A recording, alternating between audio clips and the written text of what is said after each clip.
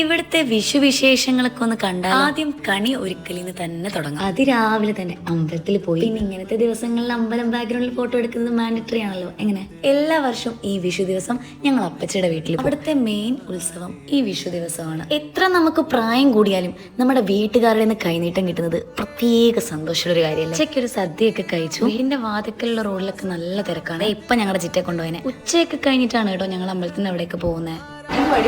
ആരെങ്കിലും വന്നു കഴിഞ്ഞാൽ ഇറങ്ങി പോവരുത്, തൊട്ടിക്കൊണ്ട് പോകുമല്ലോ. അച്ഛനമ്മമാരെ എല്ലാം ഞങ്ങൾ ഫ്രണ്ടിലേക്ക് ഒരു സൈഡിൽ നിന്നിട്ട് ഞങ്ങൾ തീറ്റ തുടങ്ങിയിരിക്കുകയാണ്. കണ്ട അവിടെ നിന്ന് ഞങ്ങളെയാണ് വിളിക്കുന്നത്. പക്ഷെ ഞങ്ങൾ കാണാത്ത പോലെ ഇപ്പുറത്തെ വഴി കൂടെ പോയി. ആ ആൾക്കാർ ഒരുപാട് നിൽക്കുന്ന സൈഡിലാണ് കേട്ടോ അമ്പലം. നമ്മൾ ഇപ്പുറത്തെ കരയിലാണ്. ഈ വിഷു ദിവസം വെൺമണി ദേശത്തുള്ള പല പല കെട്ടുകാഴ്ചകൾ ഇവിടെ എത്തിക്കുവേ. എടാ ഈ കാണുന്നത് അച്ചൻകോവിൽ ആറാണ്. അതിന്റെ മറുകരയിൽ നിന്ന് ഇതുപോലെ വള്ളത്തേലൊക്കെ കെട്ടുകാഴ്ചകൾ എത്തിക്കും. അത് കാണാനാണ് ഇത്രയും ജനങ്ങൾ ഇവിടെ കൂടിയിരിക്കുന്നത്. നോക്കി ആ കയറ് ഉപയോഗിച്ച് എത്ര റിസ്ക് എടുത്തിട്ടായിരിക്കും ഗ്രൗണ്ടിലേക്ക് അത് നോക്കിക്കൊണ്ടിരുന്നപ്പോഴാണ് ഈ ഒരു കാഴ്ചന്റെ കണ്ണിൽപ്പെട്ടത്. ആരെങ്കിലും കണ്ടിട്ടുണ്ടോ വെള്ളത്തിൽ കുതിര ഓടിക്കുന്നത്? കുറച്ച് കഴിഞ്ഞ് ഞങ്ങൾ അവിടെ നിന്ന് ഇറങ്ങിയപ്പോഴത്തേനും എല്ലാവർക്കും വല്ലാണ്ട് ദാഹിച്ചു.